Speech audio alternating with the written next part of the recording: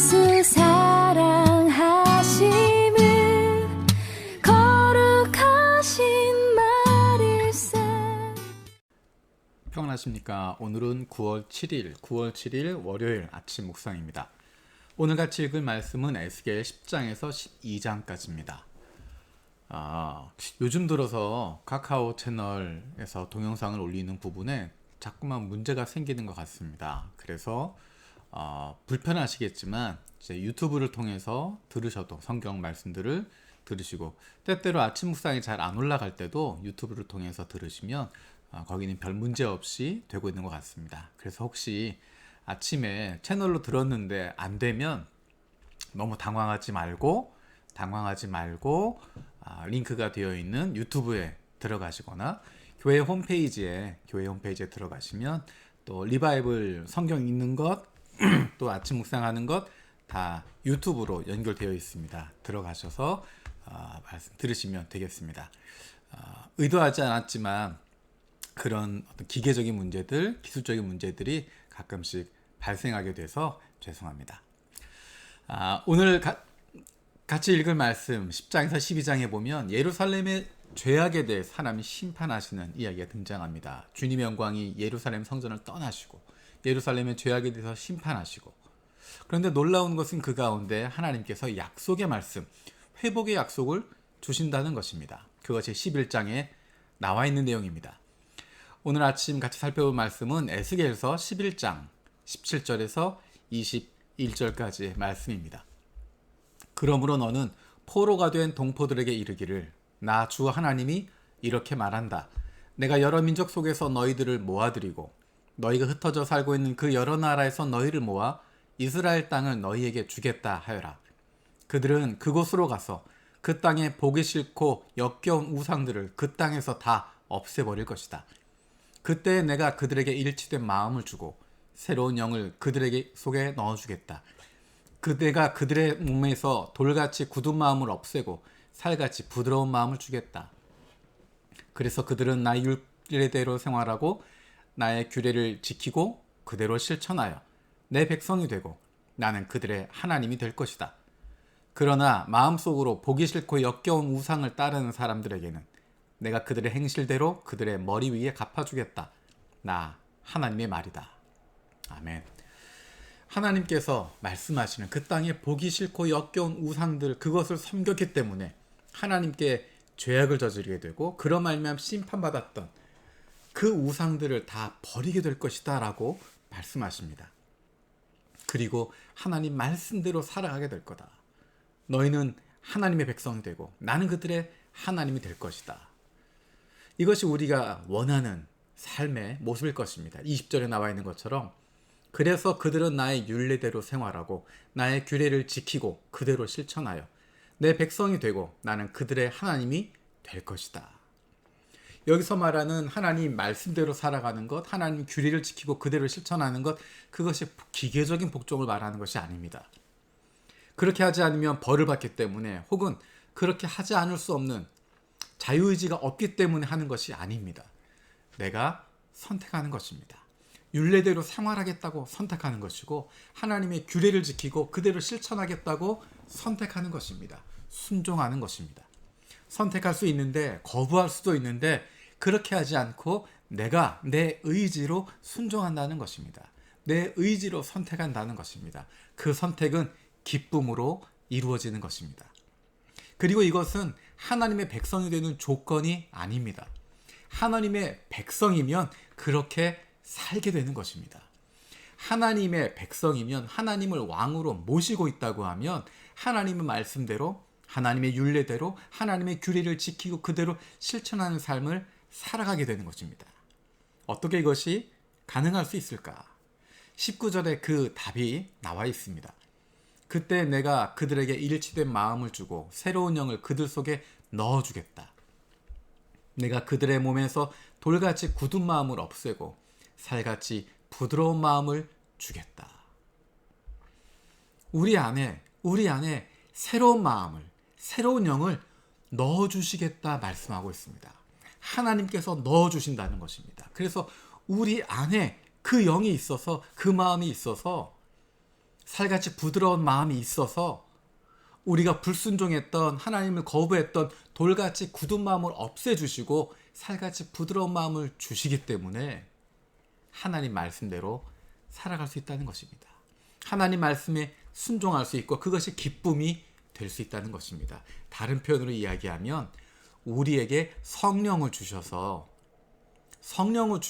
하나님의 마음을 품을 수 있게 하신다는 것입니다. 하나님의 마음을 품기 때문에 우리가 변화되는 것입니다. 우리가 기대하는 것이 바로 이것입니다. 우리의 행위, 우리의 율법, 그것으로 달라진 것이 아니라 우리의 마음이 달라지기 때문에 우리 안에 하나님의 마음을 품기 때문에 율법을 지키게 되고 하나님 말씀 순종하게 되는 것입니다. 그것이 바로 하나님이 주시는 변화입니다. 우리가 기대하는 것이 바로 이것입니다. 성령 충만한 삶이라고 하는 것은 특이한 현상을 보이는 것이 아닙니다. 종교적인 열심을 갖는 것도 아닙니다. 종교적으로 무엇인가 다른 것, 독특한 것, 이상한 것을 보여줄 수 있는 능력을 갖는 것이 아닙니다. 성령 충만한 삶은 하나님의 마음을 품게 되는 것입니다. 그래서 하나님의 마음을 품게 되니까 하나님이 기뻐하시는 것을 우리도 기뻐하게 되는 것입니다.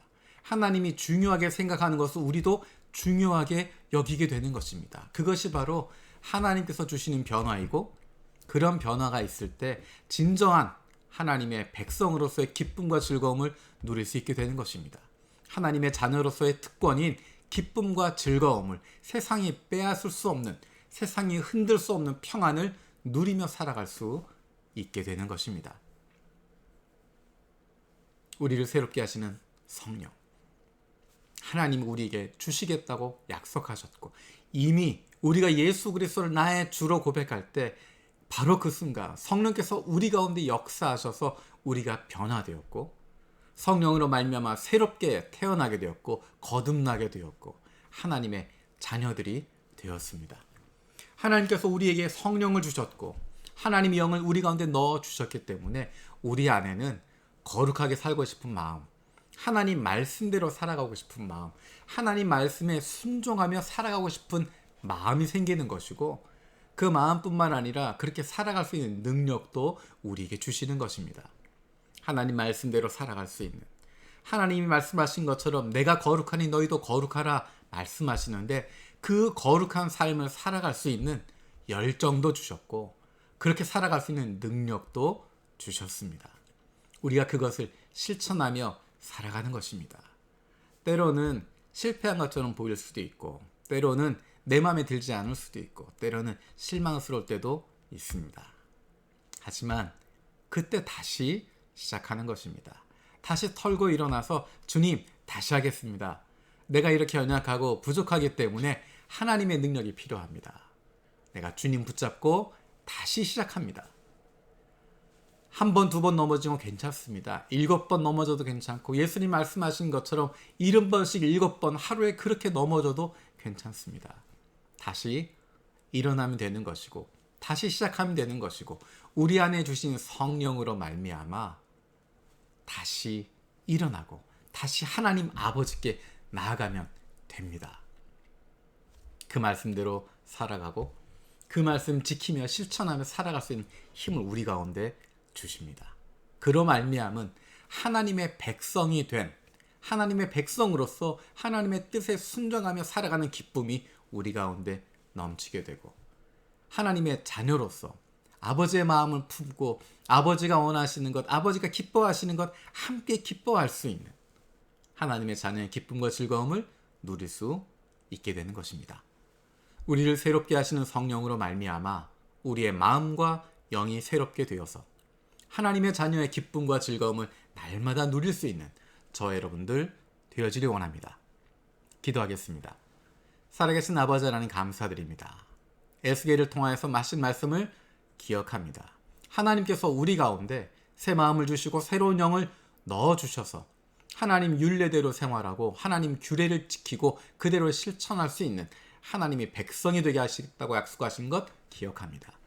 하나님께서 성령을 우리 가운데 주셔서 우리 안에 성령이 거하고 계심으로 말미암아 그 성령으로 말미암아 성령 충만함을 통하여서 하나님의 마음을 품고 하나님이 기뻐하시는 삶을 살아갈 수 있는 하나님의 기쁨이 내 기쁨 되어질 수 있는, 하나님이 중요하게 생각하시는 것 우리도 중요하게 여길 수 있는 하나님의 백성들, 하나님의 자녀들 되게 하여 주시옵소서. 감사드리고 예수님의 이름으로 기도드립니다. 아멘. 오늘도 세 가지 중보기도 점 가지고 함께 기도하길 원합니다. 첫 번째로 코로나로 말미암아서 힘들고 어려운 우리의 가족들이 있습니다. 우리 형제 자매들이 있습니다. 어려움을 당하고 있는 많은 이웃들이 있습니다. 하나님께서 함께하여 주셔서 그 육체적인 아픔들이 회복되게 하시고 마음의 어려움들이 해소되게 하여 주시고 경제적인 어려움, 정신적인 어려움, 여러 가지 어려움들이 빨리 해결될 수 있도록 주님께서 은혜를 베풀어 주시옵소서. 두 번째로 일본인 중심 분립 개척을 통해서 영혼 구원하고 좋은 그리스도인으로 세우는 하나님이 기뻐하시는 교회가 세워지게 하여 주시옵소서. 세 번째로 요셉의 창고 프로젝트를 통하여서 우리 교회가 하나님 아버지의 마음을 품고 어려움 겪고 있는 이들에게 가까이 다가갈 수 있는 좋은 이웃이 되게 하여 주시옵소서. 9월입니다. September라는 단어를 들으면 괜히 기분이 좋아집니다.